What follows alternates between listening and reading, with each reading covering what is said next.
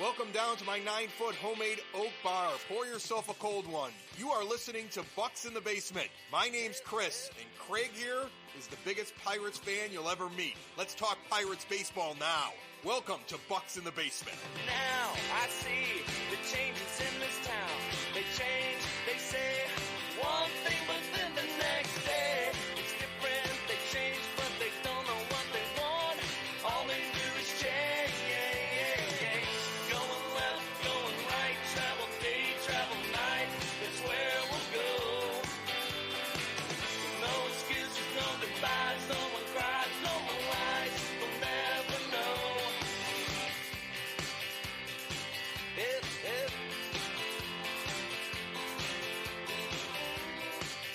I don't even know what to say at this point. An extremely frustrated Pirates fan here. I always try to take the fan cap off. It doesn't always work out. Have been a fan since 1985. I'm not going to say a fan since birth because, you know, I was brought up in this, listening to the games on my grandparents' porch. In 85, that's a memory. It's one of those core memories from anybody that's seen Inside Out that has little kids. I see that in my head. Really started following this team probably around like 1989 when you're getting into Little League and different stuff like that. And you really, know all the players, different stuff. I mean, this has been my passion for 35 years. You guys out there and gals have been listening to me for the past 5 years, which I appreciate immensely. But this last game, this last series, I mean, it didn't break me. I'm not going anywhere. I'm not like declaring. I'm not one of those people that's saying I'm leaving Twitter, I'm announcing or anything like that. I'm going to be here, guys. And I'm bringing back someone who unfortunately had to sit with me through the condo Wi-Fi and terrible stuff. The Wi-Fi is good now. I'm in the studio. He's in his studio. This is Scott Jackson at Pirate Takes. Like I said before, he dabbled in the podcasting world. I wish he would do it more because he actually does have some really good takes. A level-headed fan. I think I'm a level-headed fan. A level-headed fan like myself. Scott, I mean, I'm going to ask you, but we all know the answer. How you doing, brother? Well, I made it through the night, trying to lean on the power of positivity and remembering what things were like about a month ago and how much optimism we had, and maybe things aren't as gloomy as social media would have you believe right now. But yeah, I'm getting by. I'm getting by. Thanks for asking. Thanks for checking in on me. I appreciate that. Yeah, if I could check on every Pirates fan, I probably would at this point in time. Obviously, you because jumping on the podcast, and I appreciate that. But yeah, I mean, I just feel like everybody is kind of maybe a little bit unwell at this point in time. Uh, there's been a lot that's been going on. I mean, we were talking when we were setting this up, and I was thinking, oh yeah, we're just going to talk about some positional changes. I mean, obviously, we're going to get into that, with Oneil Cruz and some different stuff. But I mean, it feels like that. I mean, if there is a cliff that Pirates X, Twitter, social media was sitting on, I mean, it has definitely fallen off of that. I mean, we probably should go to that first. Is that Oneil Cruz was announced? I mean, kind of like off the cuff, like offhandedly. It was a very weird thing because, I mean, as Pirates fans, you're preparing to watch a game and you hear something and you go, what? Like, for the foreseeable future, IKF is our shortstop. Nick Gonzalez is coming back. He's going to be our second baseman. And Oneil Cruz is a center fielder. I mean, I just want to get I'll give mine, but I want to get yours first. But like, what was your kind of like immediate reaction to that happening? My immediate reaction was, "Oh, we're doing this now." I really thought that the position change was coming at some point, but I really thought it would happen in the off season. I understand the idea of wanting to get IKF and Nick Gonzalez and replace a very struggling Michael A. Taylor, and getting some some production out of center field. Now, as we remember, when O'Neill Cruz was being, we won't use the term manipulated with his service time, but when they were trying to come up with reasons to keep him in the minor leagues, there's one of the things that they mentioned. But then he kind of got hurt, so he didn't get the outfield reps. But they've been talking about it for quite a while. I guess I'm not entirely surprised that they pulled the trigger on it. The timing was suspicious, and dare I say, maybe a little desperate. But that horse has left the barn. The season is done. There's no grasping to try to make a playoff run. So I guess what do they have to lose at this point?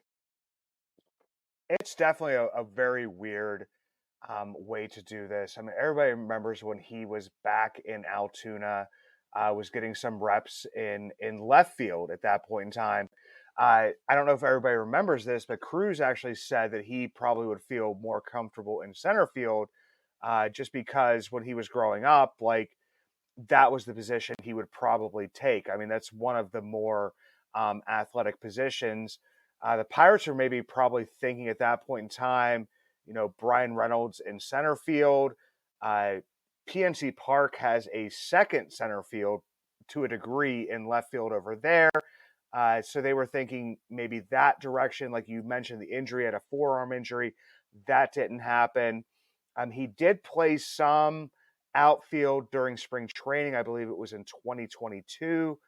And I had Jason Mackey on, not too long ago, and I just basically asked him the point blank question. I mean, I put out the stuff that I think at that point in time, O'Neill Cruz had, I think it was like -4 outs above average, which isn't terrible for that position.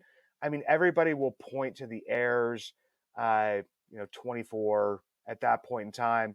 25, don't question that one just yet. That's not something that outraged about his throw from the outfield. The throw from the outfield was freaking awesome. I mean, It just was, yeah. just to enjoy of the potential of what that could be.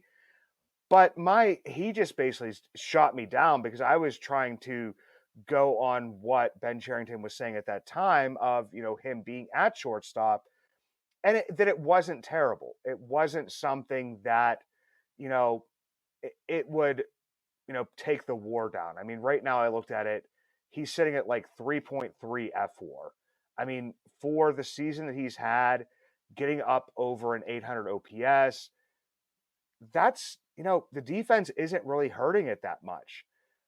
But I mean, at the other point in that is that, they've been talking about this for a while. My thing is, I don't mind them doing it right now. And it was a part of what you said was that, okay, the season's lost. You have people out there calling for Billy Cook, Nick York, everybody. Let's see what they have. So I think that's kind of where your mind was going. I don't want to step too much inside your brain, Scott. I don't want to scare you too much by stepping inside there. But my thing is I think you're saying like, okay, the season's gone. Like, why wouldn't we start this now to see what we have with him there? Because at some point in time, you are going to have to fill a hole. You're going to have to either fill a hole at center field or you're going to have to fill a hole at shortstop.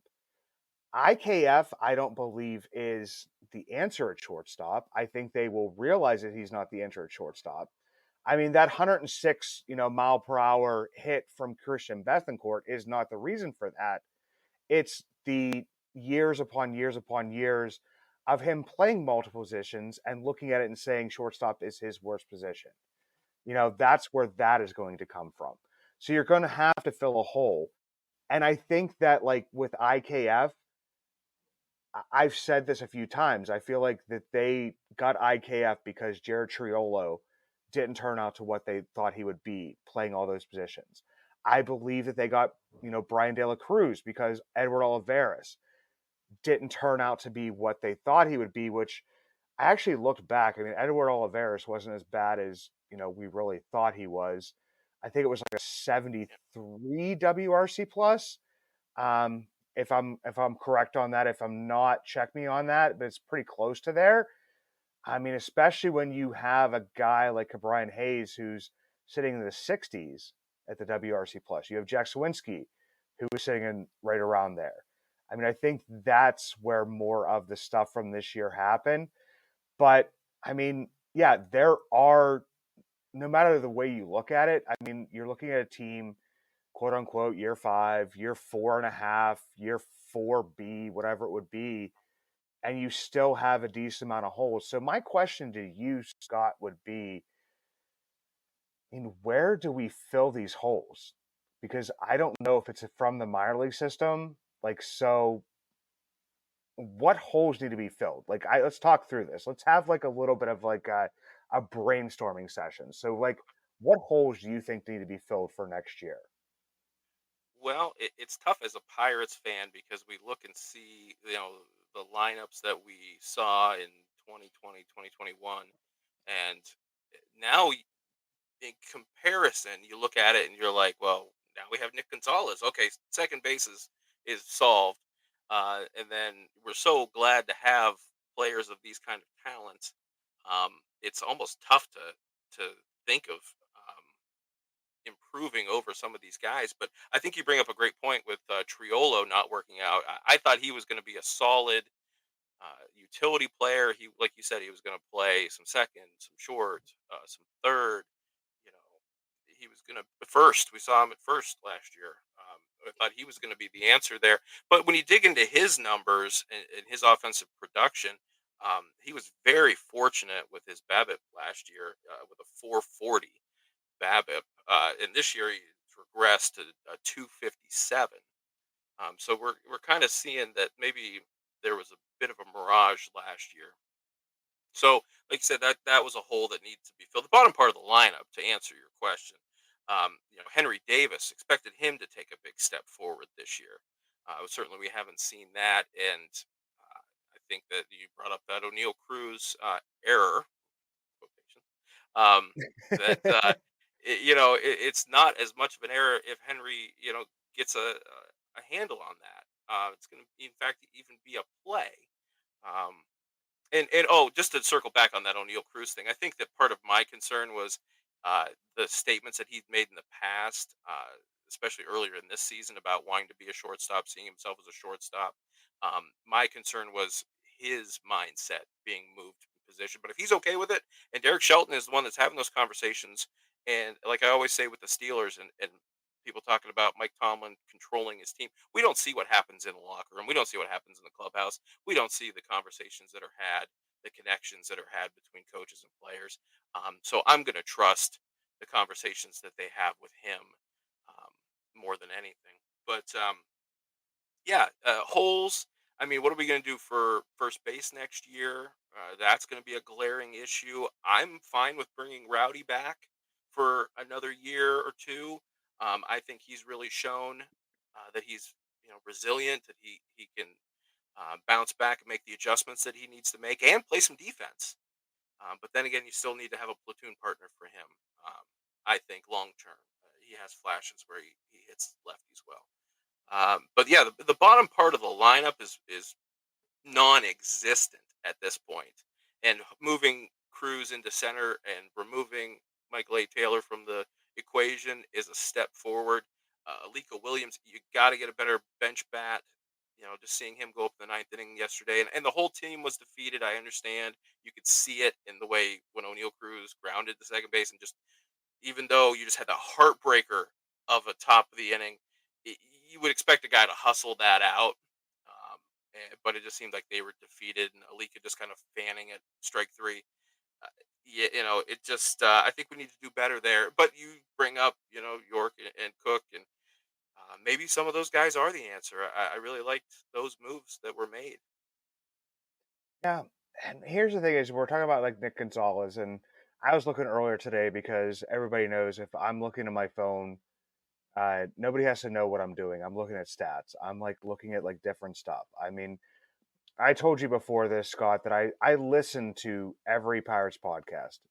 I mean, it's not giving them a plug, but like you know, and I listen to Bucko Banner. I listen to North Shore 9. I listen to DK's, Daily Shot. I listen to Bridges of October, Pirates Fan Forum. Like, I mean, if I missed anybody there, uh, Double Play Double podcast. play. I Yep. listen to, I listen to all those guys. I listen to everything that's out there. But the thing to me was like with Nick Gonzalez, I mean, he has like an 85 WRC plus, but the one thing that he brings is that clutch hitting. I mean, and it's something that we missed for that little point in time there. And I think I that, like we talked about last time I was on, where he fit in the lineup. When we talked before, he was hitting cleanup. And I know that he, as somebody who drives in runs, you do want somebody like that in the cleanup position. But I just think that at this point in his career, if you can get him batting fifth or sixth, I think it ends up helping him in the long run. And I'm interested to see what his numbers are going to look like if they can put him in that position in the lineup going forward. And reserve judgment to the end of the season. Yeah, because I mean, here's the thing: you look at his runners in scoring position. When he hits, he's had 74 plate appearances, which is a pretty small sample size, but actually kind of big for a guy that hasn't been up that much this year. I mean, with his injury and stuff, he's hitting 288. The big thing for me is he's driven in 32 runs during that time. So it's like almost like every time, almost, every other time he's up, he is driving in runs. What really stuck out to me when you go down, and I mean, I do baseball reference, I do fan graphs. I don't, I'm not like a fan of one or another. Neither one is bad or good because there's people who are like, oh, yeah, fan graphs is better. No, you can find good stuff on either ones. But I was looking on here is that when he has a guy on second or third, his OPS is over 1,000. When he has a guy on first and third, his OPS is 1.357. I mean, that's a guy that you kind of actually the Pirates fans like should be drooling over because I hear stuff of like, why can't guys like shorten their swing Mhm. when there's somebody on? Why can't guys just look for a pitch that they can hit to a certain direction? I mean, I don't ever believe that Nick Gonzalez is going to be like, competing for like a batting title. And if he is, I apologize, Nicky G. I mean, you're Nicky Bats, you might be able to do that, but like, I don't see him as being that type of guy, but I see him as being a type of guy that can, pick his spots and be that type of player to be in that position when you need it, whether it be as your starting second baseman or whether it be as a bench bat. I mean, that's the other part is like, I mean, there's not, we're talking about holes, we're talking about different stuff like that. Like, I mean, there are positions that are going to be gone after this year. I mean, Michael A. Taylor is, absolutely gone after this year. You're looking at possibly, you know, I would hate to say it, but maybe Connor Joe being non-tendered. I don't know if the Very good. Pirates Yeah. would go that far at this point. If they do, I mean, that will hurt my Connor Joe heart because everybody knows he's my favorite Pirate right now, and that's my fan, heart. That's not, the head up here thinking about the team. So, I mean, I could see that definitely happening. You said bringing Rowdy back. I mean, you look at the guys that are available in free agency. I mean, for what the Pirates, I mean, honestly, are going to pay. Because I mean, you can say this right now. I mean, God, there's that Mark Cuban stuff out there right now. Mark Cuban, be a Pirates fan, but never comment about money like ever again. That's just my opinion. Because I mean, not that you had the opportunity, but you didn't pursue the opportunity to. So like, you're not going to buy the Pirates now. So like, don't comment about anything. That's just my opinion on that. Not Scott's opinion at all. He can give his opinion if he wants to.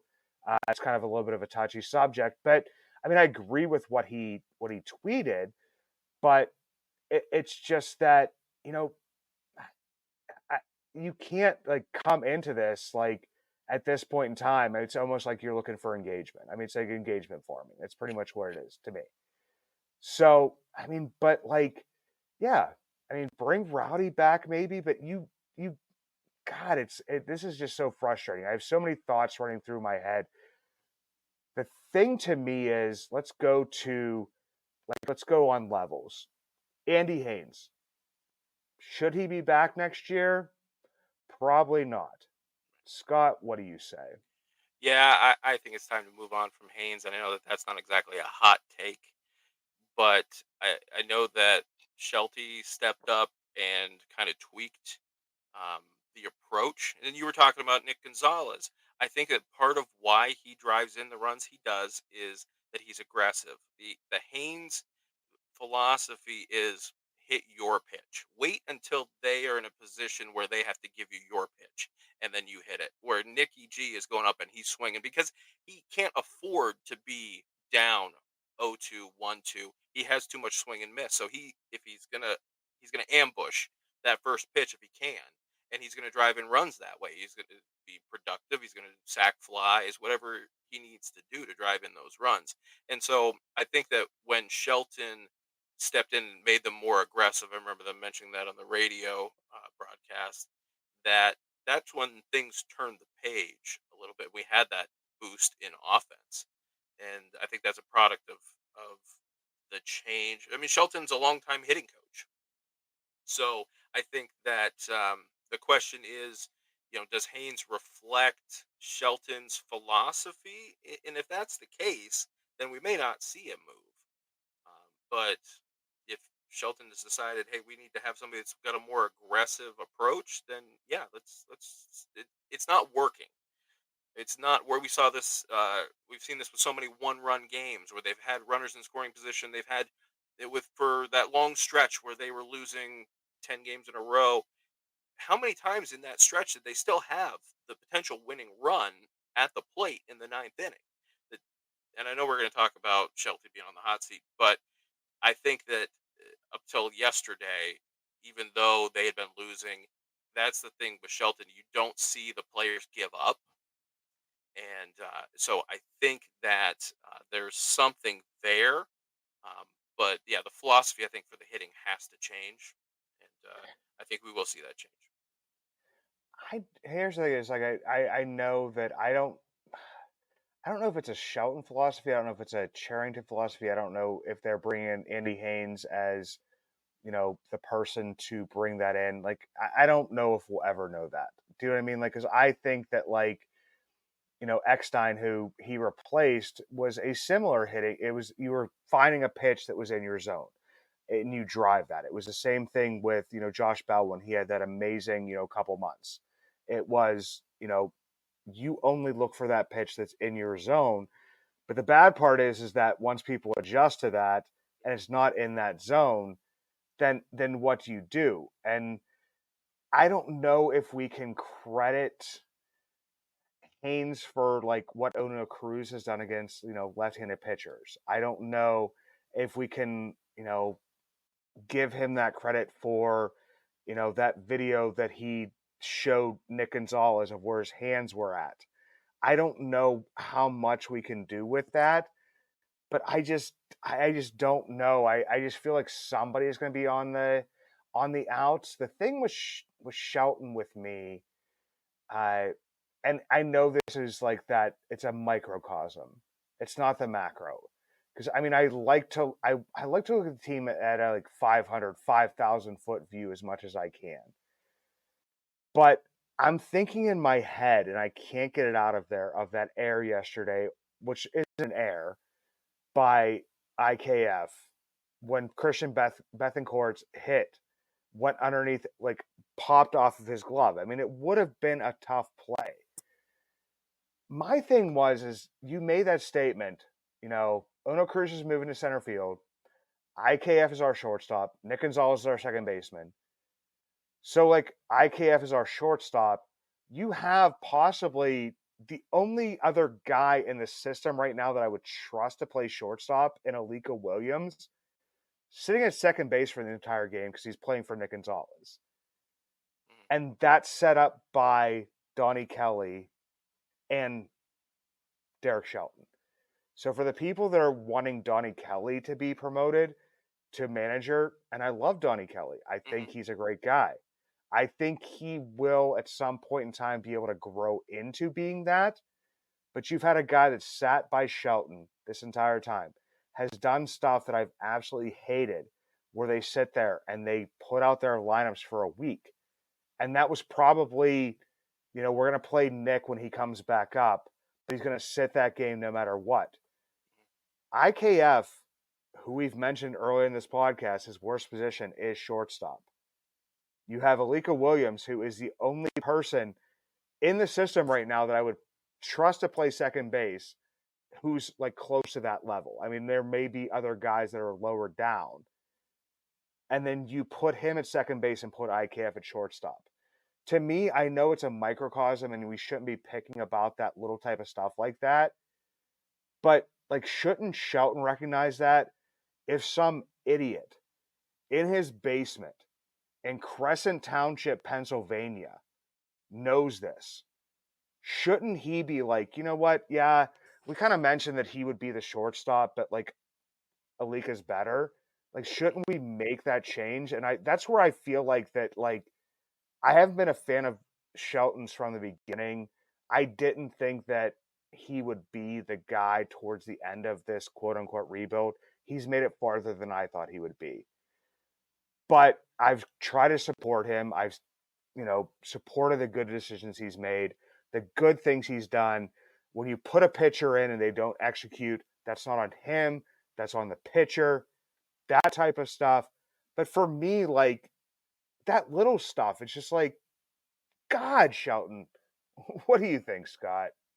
Yeah, I can see that. And to your point about Shelton and Kelly have been, at the hip this entire time. So really, if you're not happy with what Shelton's doing, then you're not going to be happy with Donnie Kelly. You're not going to. It's like, people expected Jeff Bannister to become the manager if Hurdle got fired. Sometimes they just get linked so closely that if you're not happy with that, you just move on. And I have been a Shelton guy. I think that he's very motivational. I think that the issues with those small things, like you mentioned, um, those are the things that are justifiably brought up in criticism of him. Maybe, I ran into him one time at Burn by Rocky Patel. He was super cool. That was, after they beat the Dodgers in what 21, I think that was. So I mean, it's cool. You get that soft spot in your heart when you meet some of these guys, especially me living so far away. I don't run into these guys very often. But I think that right from the beginning, when they first hired him, and they did a little promotional thing where they had him and Joe Musgrove go to Permane Brothers, and they were just chatting, and I was like, man, this is the right guy. But like you, I was afraid that he would be that guy, the John Russell, that would just get him through the rebuild, and then okay, now we're going to be good. Let's get a real manager. So I was happy that he'd get the opportunity, but it is starting to wear a little thin with some of these things. But also, like you mentioned, when he puts a pitcher in the bullpen, what other moves is he going to make? He put Chapman out there. You know, Kyle Nicholas was out there. You bring in the guy who was tied for the lead in NL saves last year, and I know he's had a rough year, but Bednar, it's in there. You know that that's in there. You just keep feeling like he's just going to turn the corner every time he goes out there.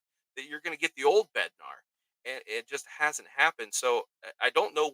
Looking at the bullpen, like yesterday, what moves he could have made differently that would have saved, until things got blown out at the end. But, to hold on to that win, to get that save, what moves do you expect him to make? Maybe you have an answer for what you would have done in that situation that would have been a little different, that could have locked it down. But I think that the moves that he made were probably the right ones. They just didn't execute, and he was fired up. I don't know if you saw the presser after he looked like he had been drenched at the end of that. He looked as disheveled as I've ever seen him, and he was fired up. And that kind of passion is not something we typically see out of him, at least on the field and in front of the reporters. But I don't know if it's him fighting for his job, the frustration finally coming out. But I think as mad as I was, and I was tweeting a lot of things at the end of that game, seeing how he reacted and was talking to everybody, he might still have the fire that he needs for this team. I mean, I did like to see that from him because he's not a guy that shows a lot of emotion all the time. And I'm just gonna pick. I don't want to pick apart what you're saying, but just what I'm thinking about here is Aroldis Chapman. I mean, it's not the wrong move. It's absolutely not the wrong move. I mean, I don't know what I could have done differently with that. Aroldis Chapman had not given up a run since August 2nd. Mhm. I mean, look back on it, people. I mean, like obviously people will say, you brought him out to finish and then you had him sit down, you had him come back out, and there's different stuff like that. But I mean, who else are you going to go to? I mean, that's where the stuff is at. With David Bednar, I mean, everybody knows my feelings on this. If anybody's listened to this, I mean, I will restate it again. The worst mistake possible, I wouldn't say the worst mistake they made with him, because there's other mistakes that have been made. The worst mistake they made with him was not trading him at the last trade deadline, just because of the back issues and different stuff. I mean, obviously velocity is not an issue, control is an issue, but I mean, there's times where you can muscle through that and throw the same velocity. But if stuff is not feeling great, I'm not saying he's injured, but I mean, he's obviously been off this entire year. I think he's in So, his head. I think it's in his head that because he's not typically a walking kind of pitcher. Like you said, the control.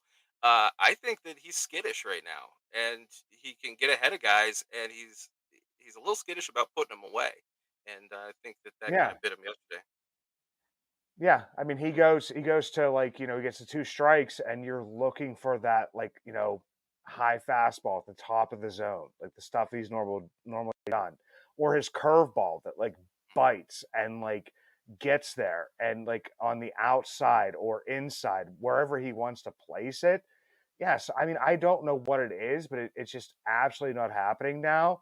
But for me, I mean, and it's nothing against David Bednar. Like I mean, he's been good, but I've been critical when I feel like I need to been critical of him. And with this, it's just that, you know, closers, relievers in general do not have long careers.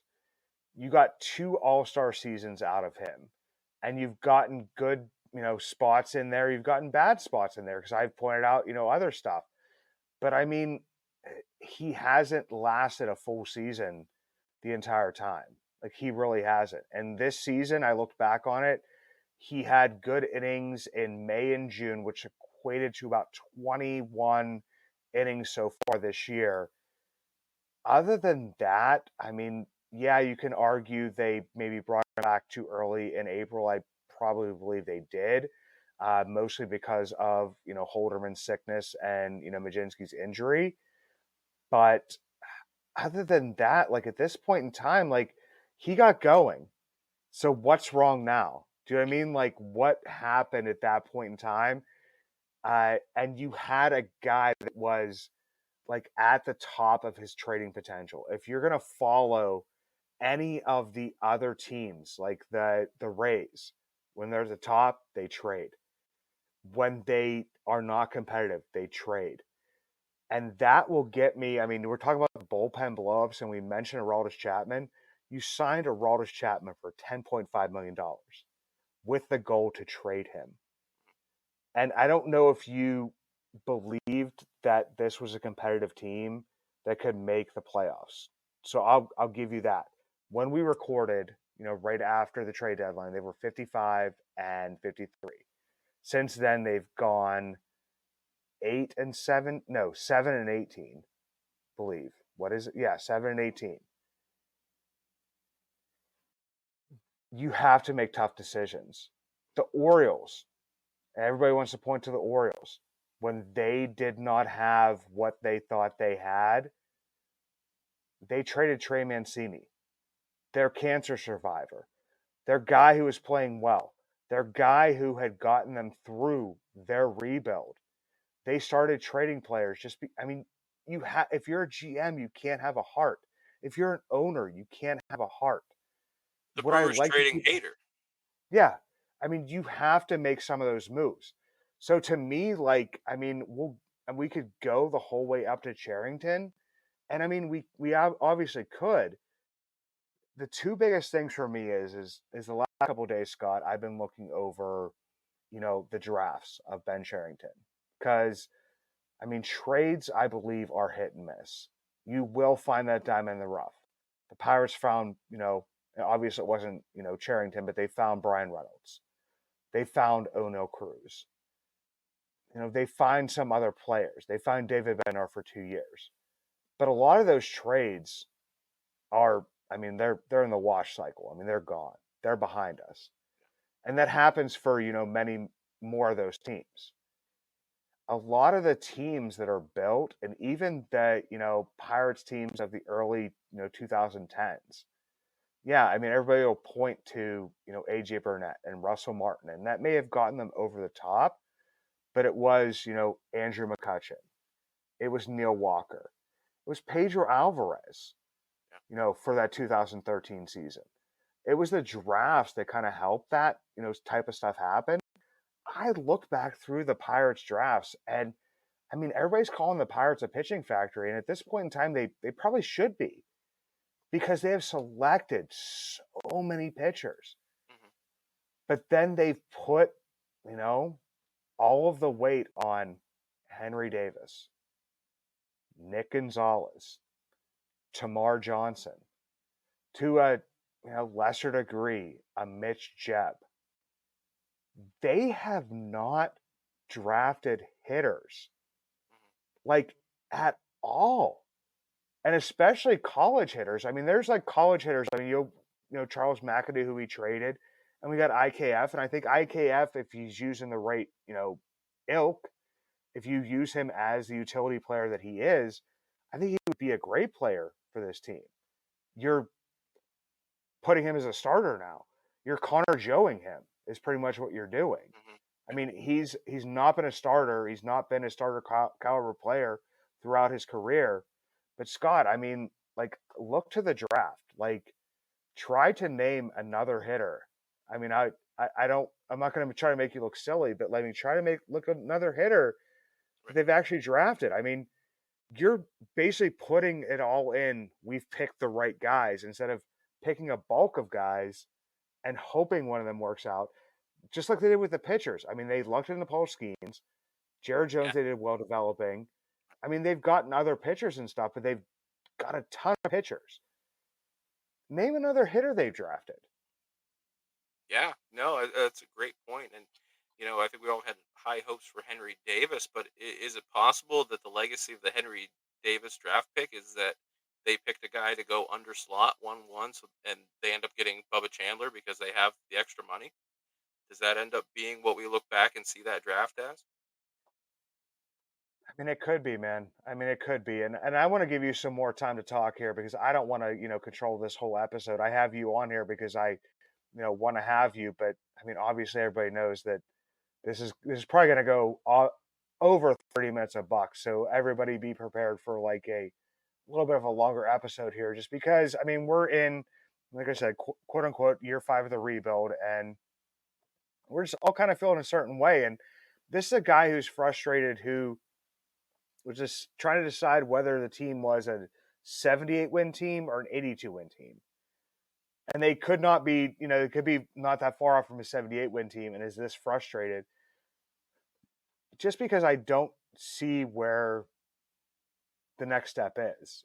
I don't see that Andrew McCutchen. I don't see that different type of stuff.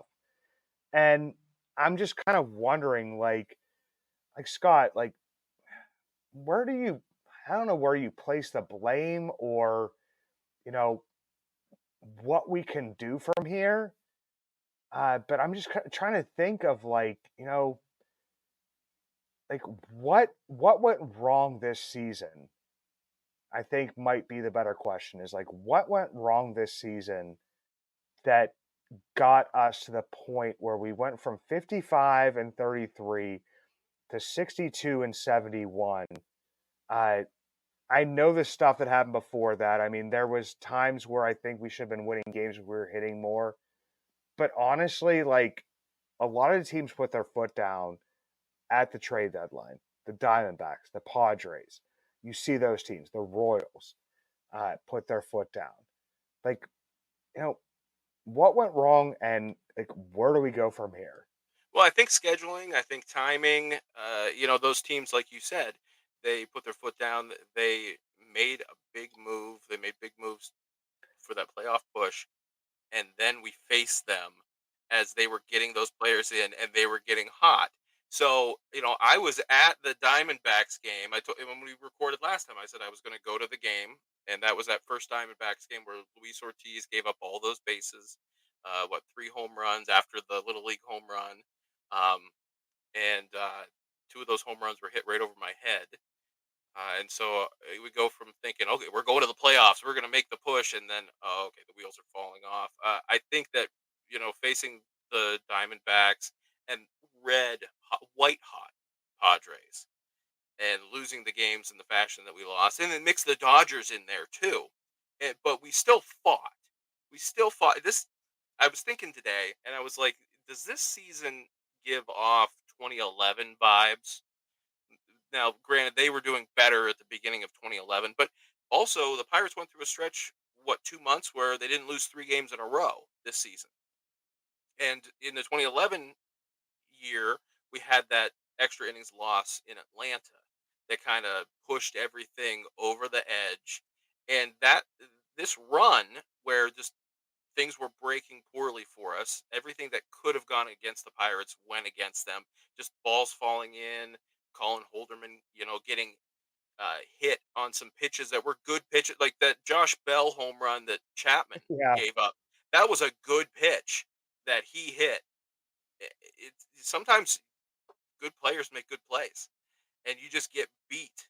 You give your best, they give their best. They're paid to play too. So, I think the timing of it, I think that the fan base, they went on that long road trip. Everybody was excited when they left, but when they come back, even with a Paul Skeens start, you're still seeing a lot of empty seats. They lost the fans on that road trip, and I think that was the end of it for them. And so I don't think, and again, fighting their hardest in those road trips and one-run losses. There was a number of them on that trip. It seemed like that's what made them so heartbreaking, is that they had the chance to win those games. They weren't just getting blown out every single game.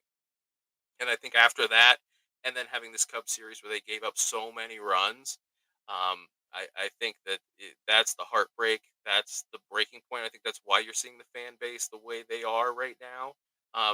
Now, to be a little more cynical, the way they played and how they were in the playoff push, they were in the conversation. It brought a lot of casuals back in, and you're seeing them jump off the bandwagon now. And I think that it's you and I are there. We're on Twitter. We're talking about the Pirates. We're putting our best face out there uh, all the time. Win, lose, rebuild, playoffs. We're fans that are diehards, but we can't discount the fact that there are a lot of people in Pittsburgh, in the Pittsburgh area, that want to see winning baseball, and they don't pay attention unless it's winning baseball. And they've been told, see the Skeens guy, see Jones, Mitch Keller's pitching well, come out to the ball game. And the Pirates are above 500 at the time, and so you got a lot of buzz, a lot of interest, and then the wheels came off by playing some really good baseball teams, and the cracks started showing, and now we're seeing it kind of thin back out again.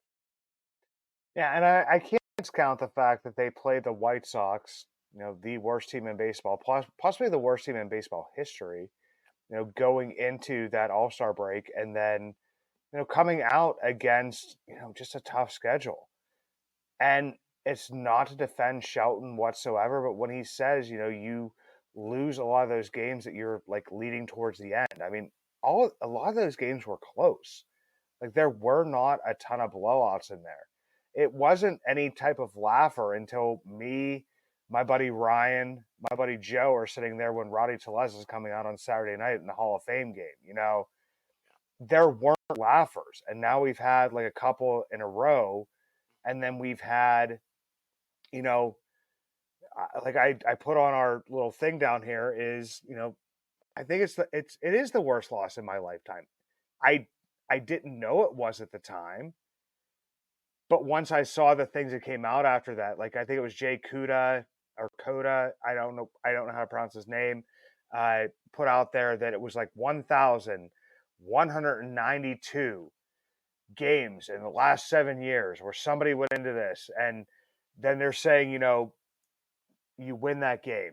This hasn't happened to the Pirates since 1974. I think Joe Smeltzer, good dude. I've met him at a game before. Joe Smeltzer, if you ever listen to this, really good dude. Put out there that it was like, around that time. Then it was argued that it might have been 1961.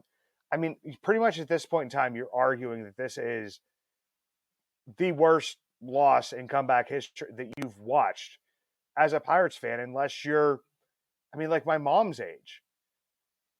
And I tell everybody, my mom calls me when it stops going bad. And yeah, she gave me a call yesterday. I mean, if everybody was wondering, that's when she's like, okay, I gotta check on Craig to see if he's okay. Because yeah, like you said, Scott, I mean, we put our heart and soul into this, and everybody asks like, why would you be a Pirates fan? And it's like, I love baseball. I've loved it since I was little, and my family brought me into this. And I will be a Pirates fan this year, next year, and whatever. I don't know what's going to happen, but I mean, I really had, like I said before, I didn't have high hopes for this year, but it just kind of seems like different stuff has happened. They raised my hopes. They did. And the other part is, Brian De La Cruz, I looked at it, I will say, from when we were talking before, I was a person that was not extremely happy about, the move, and we'll see what happens. A lot of people, in the beginning, kind of just, said, okay, he's terrible. He had a negative 35 WRC plus through his first 35 plate appearances. Over his last 55 plate appearances, he's had a 110 WRC plus. You'll look at that and see, like, not a great hitter, but it kind of seems like, Alex Stumpf put stuff out there. Maybe he was pushing too much. Maybe he's made some changes.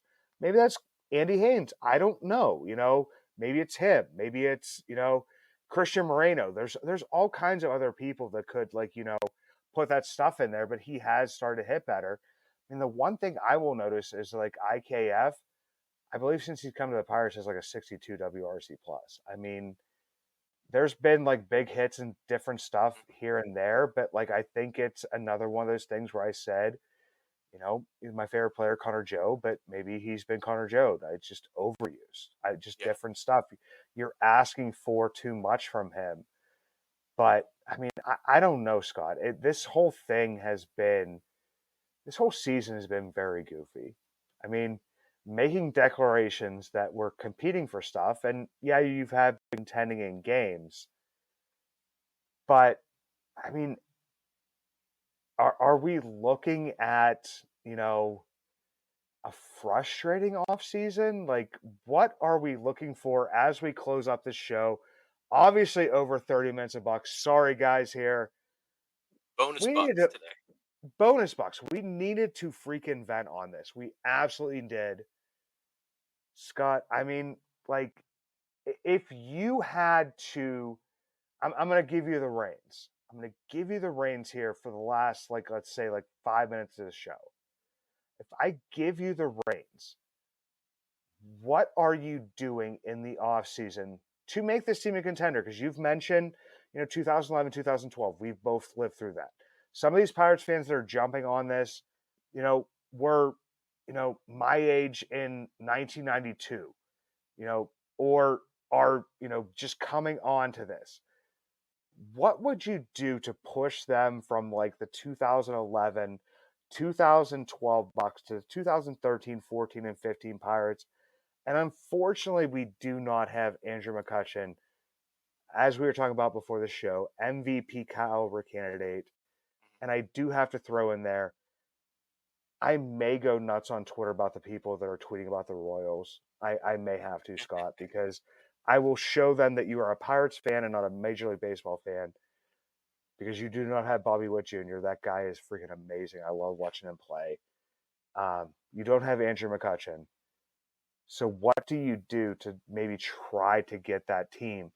And whatever you say, Scott, is not the wrong answer because I mean we're all searching here, man.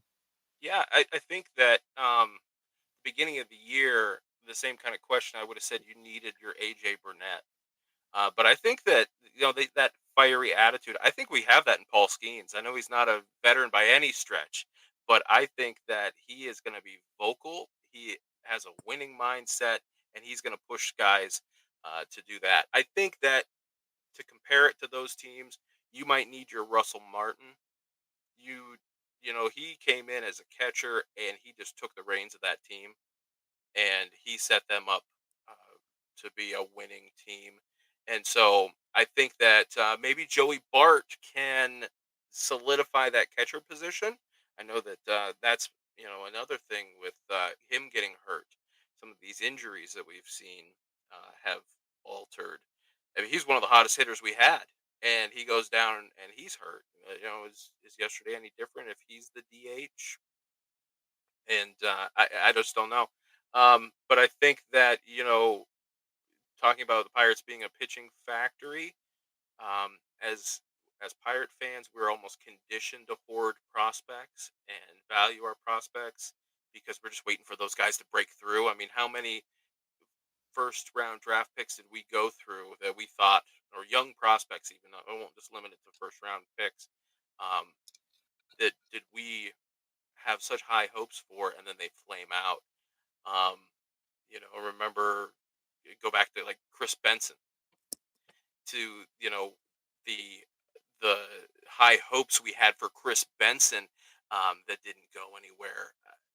I just think that as time goes on, we need to have some of those young arms traded away to get the bats, proven bats. You can't just trade prospect for prospect and expect it to go to the playoffs. You need to trade some of these promising arms, whether it be a Harrington, whether it be, maybe if Solometo can get things figured out. I would hope that Bubba is untouchable, but hey, at this point, to get to the playoffs, I don't think you should take any name off the table. I think that getting established bats via trade, because we know that Nutting doesn't like free agency. He said, on the record that free agency is a losing game. I don't see them making a big splash there, obviously. But maybe you do trade and you get some guys that can solidify this lineup. But it just seems like, as a Pirates fan, we're so pessimistic. But Brian De La Cruz comes in, you're expecting, and I think we were on the same page there with not being the happiest with that move. Um, but from what I hear, he's a very streaky hitter. So maybe he's on a hot streak now. Maybe he can make a difference. We've got control over him.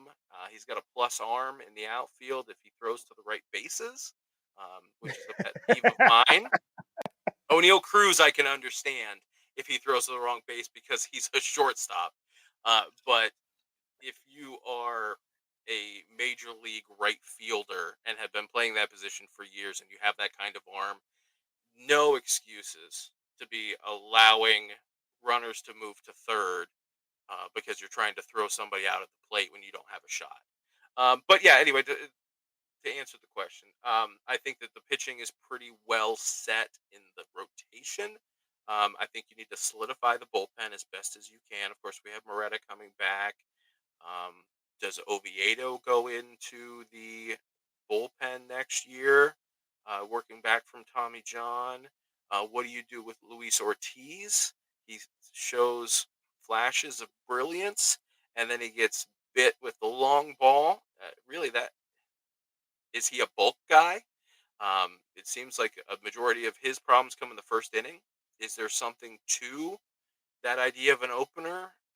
Is he proof that some guys just can't handle the first inning?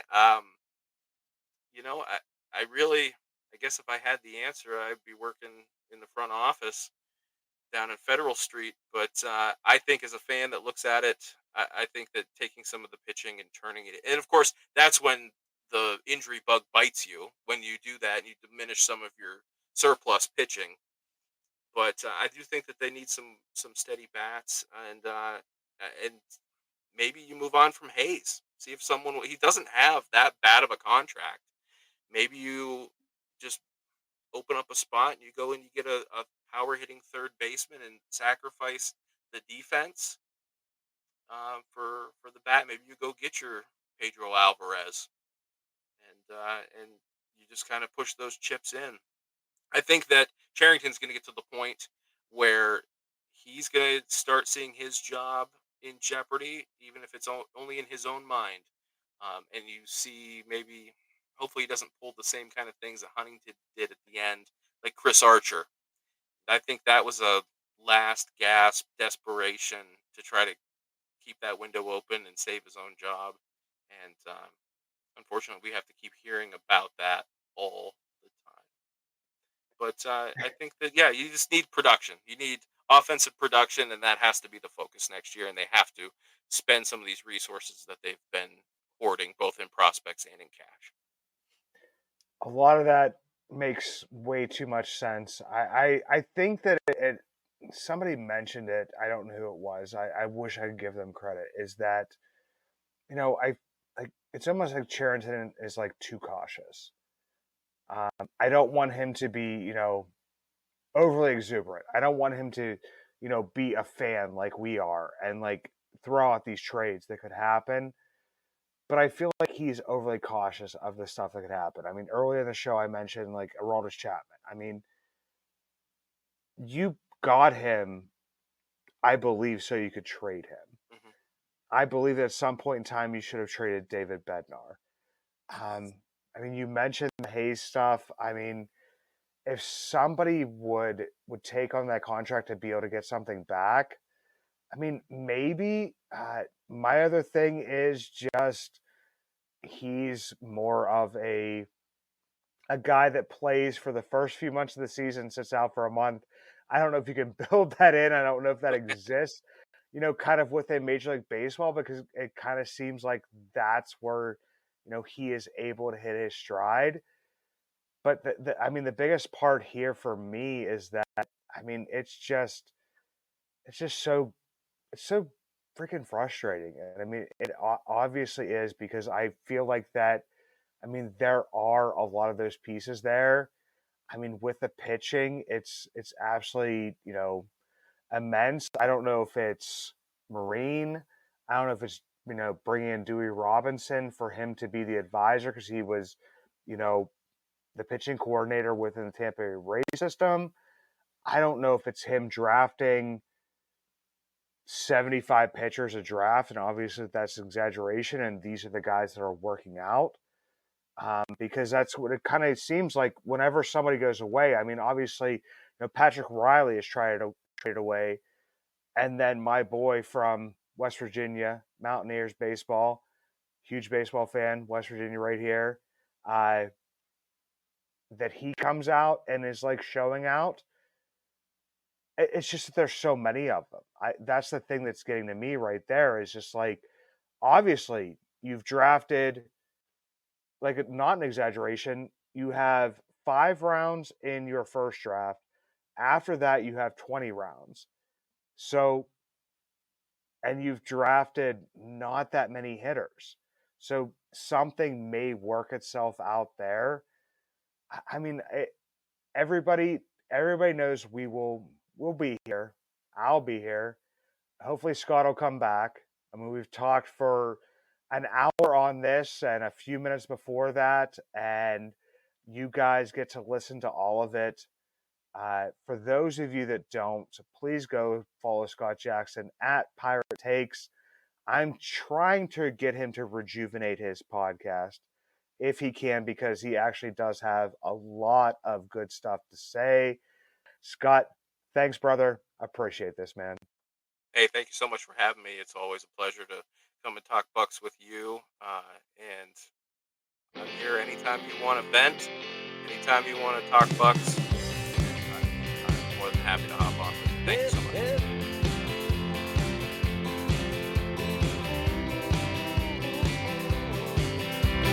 Now I see the changes in this town. They change, they say